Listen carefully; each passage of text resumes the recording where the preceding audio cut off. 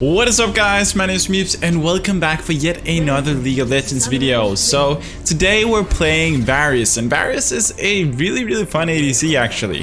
The cool thing about this champion is that you can actually pick him, and it's very rare that anybody is gonna pick him over you or ban him. And the funny thing is, he's actually not bad at all.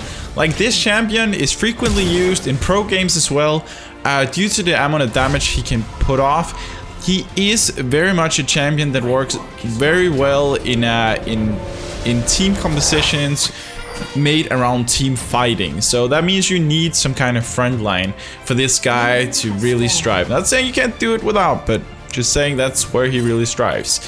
So this champion does a lot of damage, like an insane amount. And the cool thing is that even if you're playing against tanks, then he's actually gonna shred through them.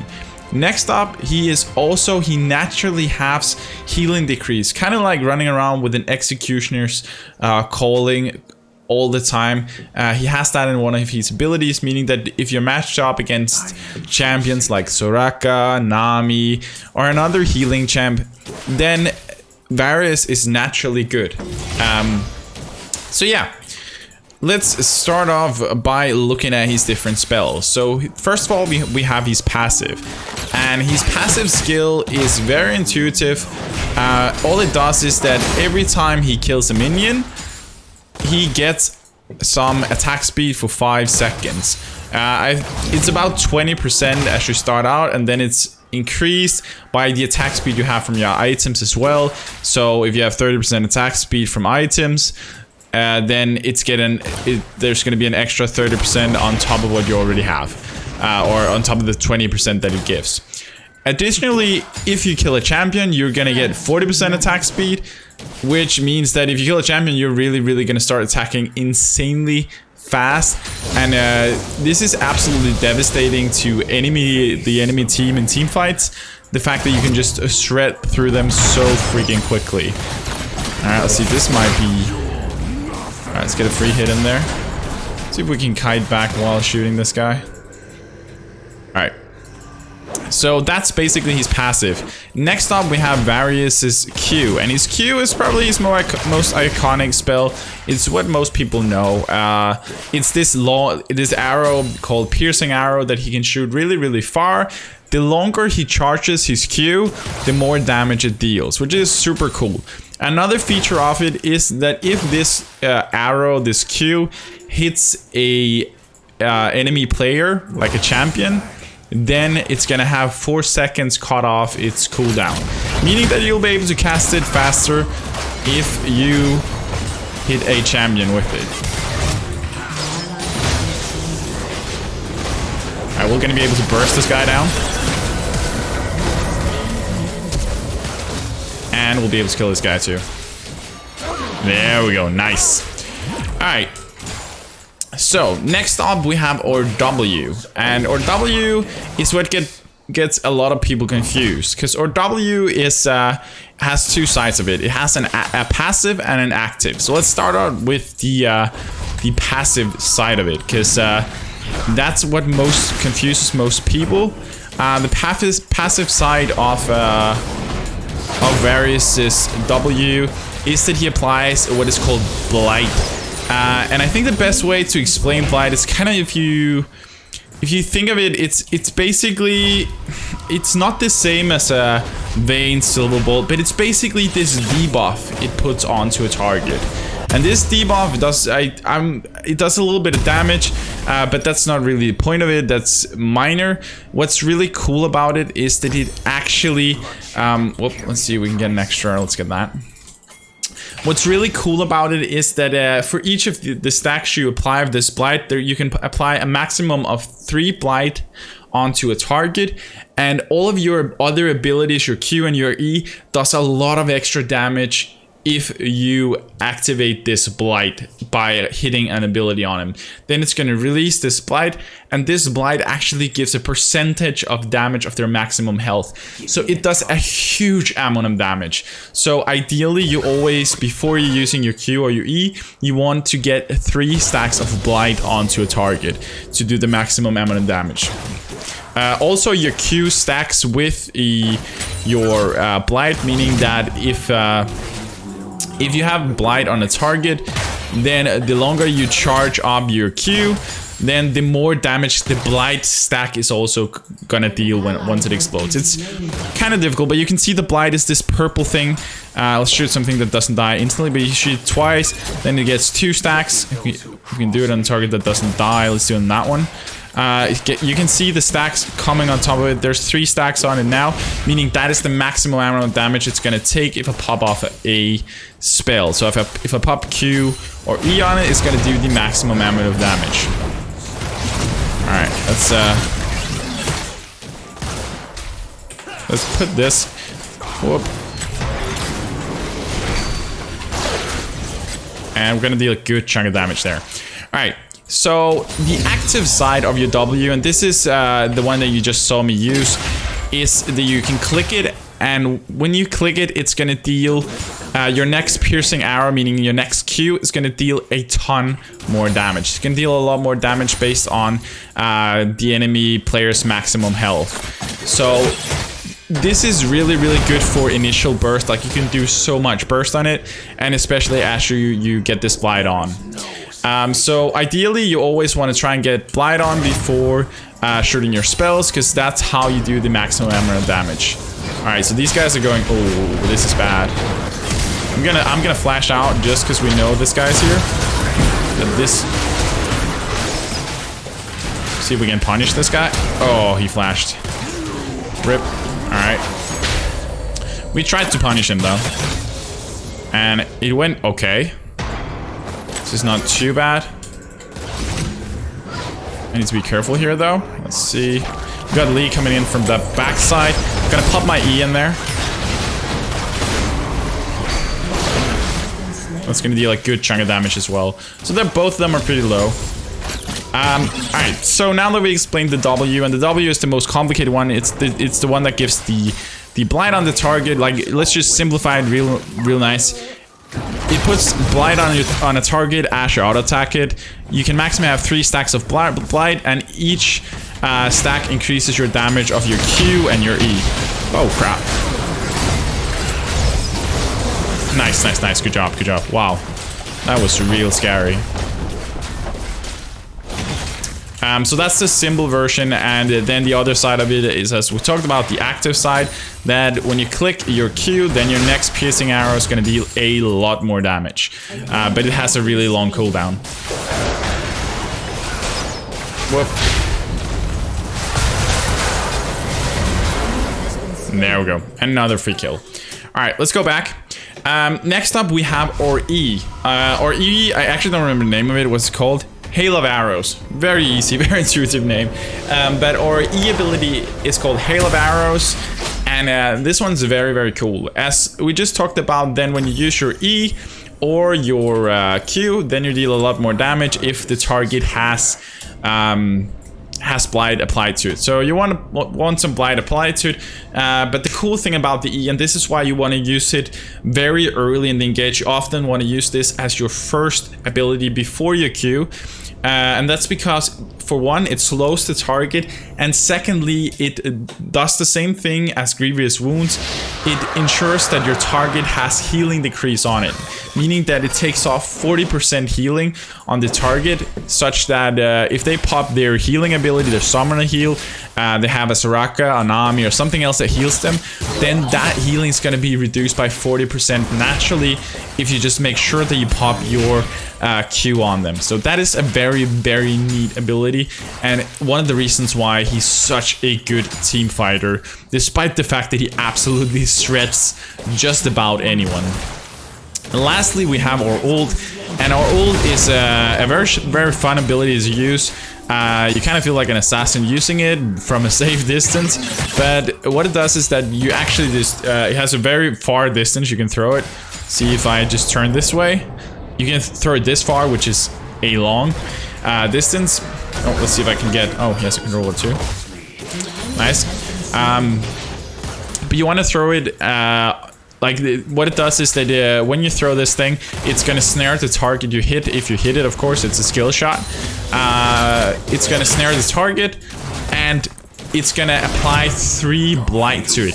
What you need to be aware of, that it doesn't apply the 3 Blight instantaneously. It does it periodically over the duration in which you throw it. And we're going to talk about this in regards to...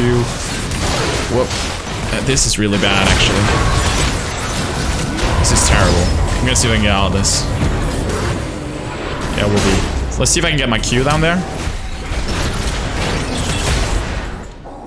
Alright, I won't be able to. This is too risky. I want to get out of here. Wow, that was really close. But it puts the Blight on. Your ult snares the target. You throw it on, and that snare also is contagious, which means anybody who's close within a large range of the target you hit with the snare is also going to be snared after a short time. Kind of like a Morgana ult, you know? That's when Morgana uses her ult, everybody around her gets stunned. With this one, when you use the spell on a target, then everyone around that target is going to be snared as well. Very cool. And then it applies Blight to all of them, but the Blight is applied periodically, so that's why in your combos you won't be throwing R and then instantly E or Q. So let's talk a bit about how to optimize your damage on Varus. Like, how do you do the optimal amount of damage? And the way you do it is that you have your ult. If you want to engage with your ult, you throw your ult in there.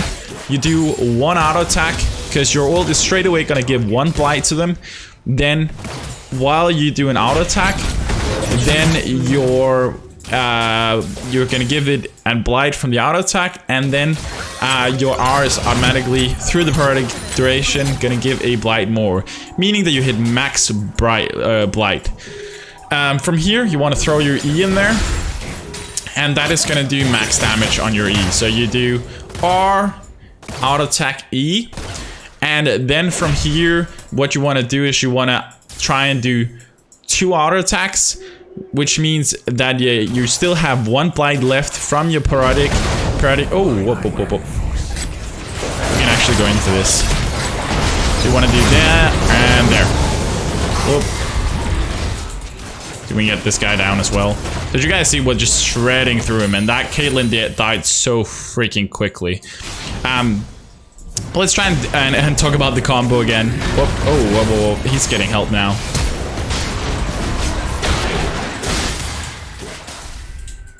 Need to be a little careful. I'm always afraid of Diana's. Whoop. Gotta respect her. Let's see, take that one. Alright, so the combo you generally want to do is you want to do your ult. Then you want to auto attack once, do your E. Then you want to do 2 auto attacks. Then you want to click your W to empower your piercing arrow. And then you want to do your piercing arrow. That way you do maximum amount of damage, and all of your attacks have Blight applied to them, the maximum number of stacks. Of course, this is not always the case that you'll be able to do the perfect combo for maximizing damage, and more often than not, your target will be dead just after your ult, auto attack, E, and 2 auto attacks. He might be dead. And there are also cases where it might be better for you to just use your Q straight away for it, but generally you want to use your E first, because that way you're gonna be doing the maximum amount of damage. Also gonna get your cooldowns faster back, because your E is your longest cooldown, and as you hit your target on your Q, it's gonna reduce that one with 4 seconds, which means that if you throw your E first, you are gonna have them back at somewhat the same time. So that is kind of what you want to do. That's the overall combo. It's pretty often that you also will find it funny that if you can get a couple out attacks in or do something else, get the Blight in, then make sure you poke with your Q. It's very, very essential. You have so long range in this champion, so you can very easily outpoke people just from a range. But see if you can get some Blight in there before doing so. So just there, and we'll throw a Q down there, see if we can hit him. Because if that hits, we're gonna have the 2 extra blights on him, and it's gonna deal a ton of damage. So let's talk a little bit about who this champion is for. I would say that this champion is probably not one I would suggest for a completely and utterly new player. So if you're completely new to the game and completely new to playing ADC, then this one is a pretty hard one to begin with. Oh, let's just disengage. Gonna see if we can do this, and it's gonna be fine. Not gonna need to do anything else. There we go. All right. Then this champion is pretty hard to play for a brand new player. I would definitely say so. It's not something I would suggest if you're brand new at the game. And get that, and that's another free kill. It's not a champ you want to play if you're brand new, but it is if you've played a bit of. Whoa. I'm gonna be able to get that guy. Oh, he's 1 HP. Thank you, Lee. But if you've played something like Ashe and you're doing really well on her, and you just feel like you need something that's a bit more mechanically challenging, then Varus might be the option for you. Varus is, in my opinion, played very similar to Ashe. They're both very good champions, but they're very immobile. Ashe has her slow, which I guess kind of makes her more mobile, and a bit more forgiving in that way in certain aspects. But Varus has a very large potential. He can rip any team apart if played correctly, but he is pretty hard. Whoop, let's go up here and actually push that turret. He is a pretty hard champion. But then again, like, if you find this champion fun, then go for it, no matter what level you are on. This is just my personal opinion. I think that this is not an easy champion, because even though I tell you there's one rotation, that this is the rotation you want to do for optimal damage, it might not always be the case. You have to, with Varus, in my opinion, there's a lot of adapting to the situation and trying to figure out how to get your ult lined up to hit as many targets as possible, then line yourself up such that your Q hits as many targets as possible. Alright, let's just make sure she dies.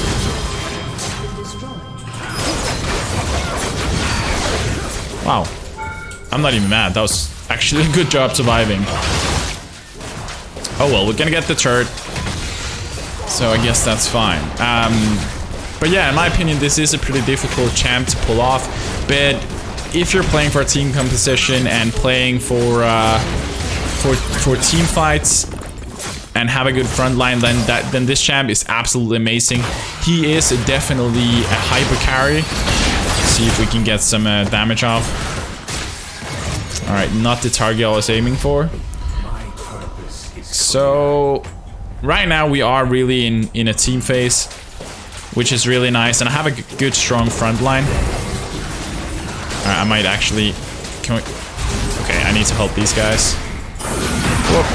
Okay, no I don't apparently. Oh, all right, let's back out of here.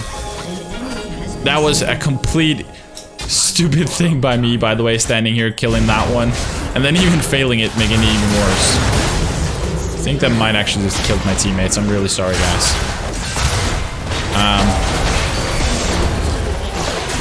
So right here, I won't actually be able to do anything else than just take that shot over the edge. I'm just dealing the damage I can, and we'll see if we get anything out from this.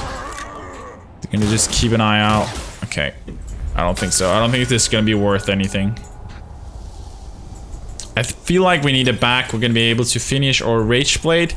So what we're building right now on Varus is we're going to go for a Rune King. That works really well with his kit. It's basically, I think that probably like 95% of all Varus want to rush. And then we're building into a Rage Blade, which again stacks with our attack speed, making us able to apply the Blight faster and just deal a ton of damage because of the the percentage of HP damage we have on Varus. So this is a really, really cool champion. Actually, one of the champs that I started out playing. I haven't played him for a long, long time, but I started out playing this champ back when I started playing ADC. Just because I thought he was fun, and that's what I'm saying. At the end of the day, it's not always about whether or not you should pick a champion that matches your skill set or your ability at the moment. Just pick something that you find fun, and if you have fun, then that's the way you get better. It doesn't matter if it takes a little longer because you're playing a harder ADC. At the end of the day, it's just having fun, and that's what's going to make you into a better player in the long run. So taking this fight is not a good choice. Alright, it's going to be risky. I don't know what's going on here, and I don't like that we're so split.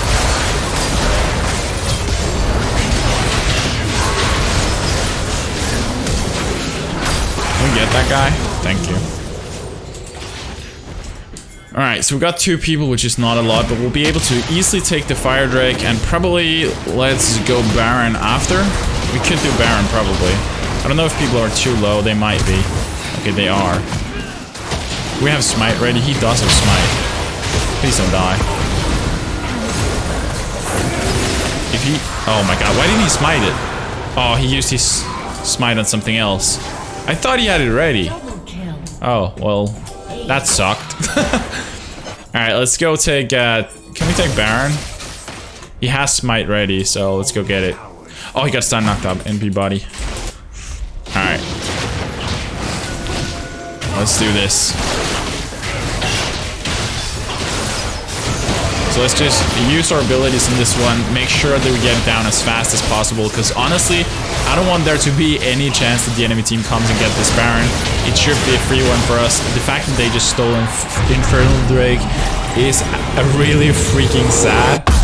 Let's get that one and then go into winning a control ward. I want to switch for blue ward because I want to be face checking bushes more than necessary.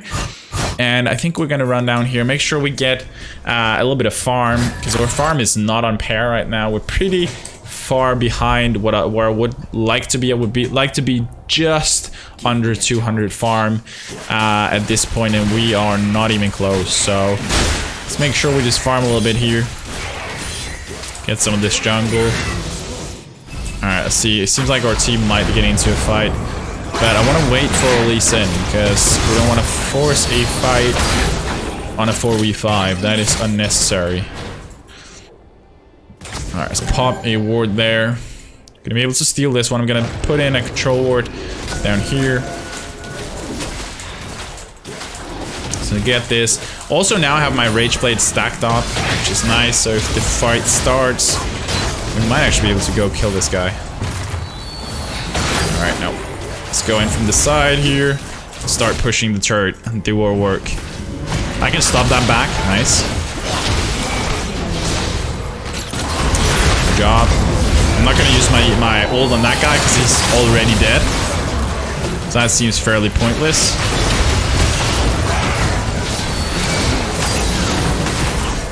Alright, we have this guy come in behind us. I'm gonna flash out and just make sure that we stun him so we can shut him down, because that Diana or Riven right now is actually what I've been most afraid of. The rest of the team have had a real hard time this game. We've been basically owning them in all lanes. But this champion is just absolutely insane in team fights. Like, he can absolutely shred anybody apart. Just make sure you get that Blight onto a target, because that is what makes the difference in the long run. So I almost pushed that turret. Actually gonna make sure, maybe we should go up top. I think we will. Let's go up here and push this. I feel like that's the choice. See if we can do it, actually. This might be slightly risky. I don't know if we can finish it. I'll see how many people move up here. I see Nautilus coming. Okay, we're gonna go out of here now. Oh, this is bad. I'm 100% dead here. Yeah, I'm dead. I am dead. Alright, I should have backed out for sure. I took a chance that I shouldn't have. I just wanted to see if I can push this out. I didn't think Riven would be there so fast, and yeah. That was a complete overextend. But yeah, the combo on this guy is yeah, you gotta kind of adapt and figure out when it's best for you to use your W, the active portion that empowers your piercing shot. And remember that your piercing shot also deals more damage the longer you charge it. However, you're also a little bit slowed in your movement speed as you're charging. You can't throw other abilities while charging it, so, and you can't auto attack while charging it. So there are certain downsides to it, but it is so good also because you can poke at long ranges, and you can really do some devastating damage and make sure that your team is on the right side of that engage when everything starts, just because you can poke them down. But yeah, let's go in here, see if we can get that Infernal Drake, and hopefully this time there will be a ribbon coming down there and stealing it. I'm just gonna go back this guy up. Okay, not necessary. Thing is 30 seconds till Drake, but like we just need to take it this time. There's no point in not doing it. Take a Drake and then push the top as a team, or go mid and fight.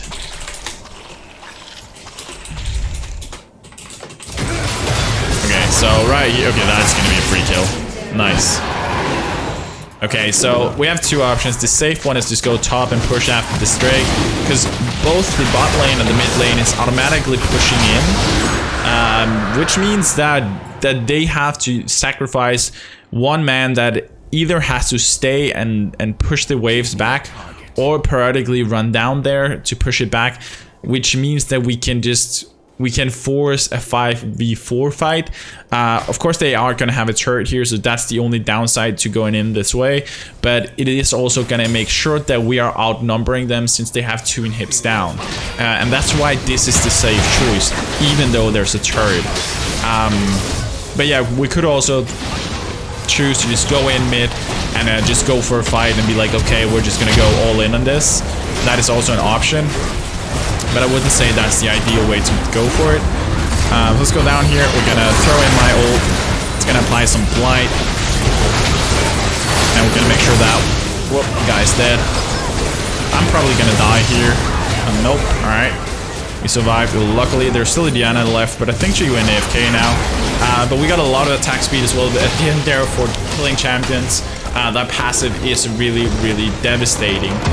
So yeah, this is kind of how you play, or how to play Varus. He is a really, really fun champion. You can do a lot with him. He can really shred any team apart, but he does require a front line. At least in my opinion, it's very hard to play him without a decent front line. But yeah, you can of course do it. Sometimes people won't go for you, at least at lower elos. They'll forget about you and you can absolutely shred the whole team apart. You are kind of a hyper carry, so you can smash just about anything, even big tanks, it doesn't matter. Ramos, you're gonna go right through them, like doesn't matter. This champ is really good against it. He's really good against teams that have a lot of healing. So if you're against the team with the Darius on it, a Naomi, a Soraka, or something else that has a lot of healing, then you naturally have that Executioner's Calling Grievous Wound thing, so you don't have to build Mortal Reminder. It might, in some games you might do it anyway, but that aside, if you pop your E on them early, that is going to give you that healing decrease and give them the same effect as you get with Grievous Wounds, making this champion absolutely insane. And then you can prioritize some more heavy damage based items. But yeah, this champ is, in my opinion, something that if you're mediocre or intermediate, it's at League of Legends, then this is a great champion for you. If you're a beginner, it's probably going to be a hard road. It's not going to be so easy for you to carry and do well with him, but once you get the hang of him, you're going to have a lot of fun. He is really, really fun, so I don't want to discourage you from playing him. Just want to be real with you and say that this is not the easiest champion. He is kind of a more difficult version of Ashe, in my opinion. Mechanically, they feel similar in some way. So if you're good at Ashe, then if you want to step up and try something that's a bit more mechanically difficult, then go for Varus. He's a really fun champion. But that's gonna be it for this video. If you guys have a champion you want me to cover, just make sure to tell me in the comment section below then, and yeah, if you enjoyed this one, make sure to smash that like button. It really helps me out a ton. And if you haven't already, then make sure to smash the subscribe button underneath. Yeah, to join our community, show your support. It really means the world to me. It's been so insane to see all of the support we've gained lately. Since I started doing these videos and started doing League videos again, we've grown with just about 100 subs in about 7 days, more or less. It's absolutely insane. So thank you guys. I really appreciate it. So yeah, if you're not already, make sure to subscribe. Just yeah, go for it, man. But that is gonna be it for this video. I hope you enjoyed it. And as always, stay awesome, have fun, and take it easy, guys.